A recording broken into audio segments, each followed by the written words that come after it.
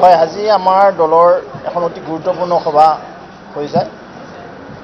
আমাৰ যিহেতু সংগঠন পৰ্ব চলি আছে, ইতিমধ্যে আপোনালোক সকলো অৱগত যে যোৱা 1 ছেপ্টেম্বৰৰ পৰা সমগ্ৰ দেশতে ভাৰতীয় জনতা পাৰ্টিৰ সাধাৰণ সভ্য ভৰ্তিকৰণ অভিযান চলি আছিলে।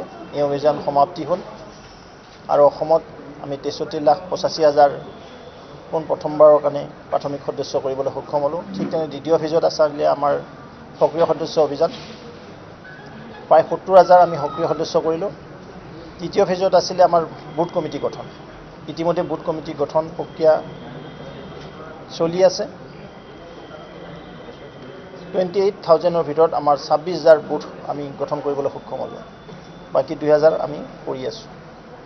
আৰু যোৱাকালিৰ পৰা আমাৰ মণ্ডল কমিটি গঠন হৈছে 433, অৰ্থাৎ 433টা আমাৰ মণ্ডল সমিতি আছে।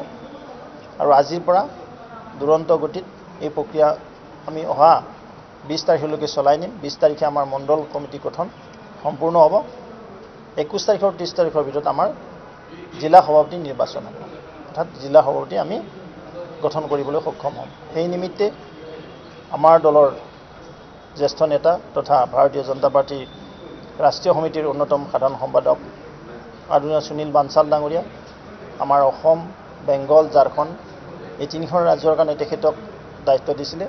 আৰু সেই নিমিত্তে আজি আমাৰ সন্মানীয় প্ৰভাৰী সংগঠন মহামন্ত্ৰী ৰাজুজি আৰু আমি 3খন জিলাত এজনকৈ জ্যেষ্ঠ নেতাক দায়িত্ব দিছিলোঁ, অৰ্থাৎ আমাৰ 39খন সংগঠন জিলা আছে। 13জন সন্মানীয় ব্যক্তিক আমি দায়িত্ব দিছিলোঁ। সেইসকলৰ উপস্থিতিত আমাৰ সক্ৰিয় সদস্য অভিযানৰ টলীৰ আমাৰ কোঅৰ্ডিনেটৰ লগতে যি নিৰ্বাচন তথা সংগঠন যি আমাৰ পৰ্ব আছে, এই পৰ্বৰ দায়িত্বত থকা সন্মানীয় ব্যক্তিসকললৈ এক দীঘলীয়া আলোচনা হ'ল। এই আলোচনা এয়া সিদ্ধান্ত হ'ল যে আমাৰ অহা 30 তাৰিখৰ ভিতৰত আমি জিলা কমপ্লিট কৰিম।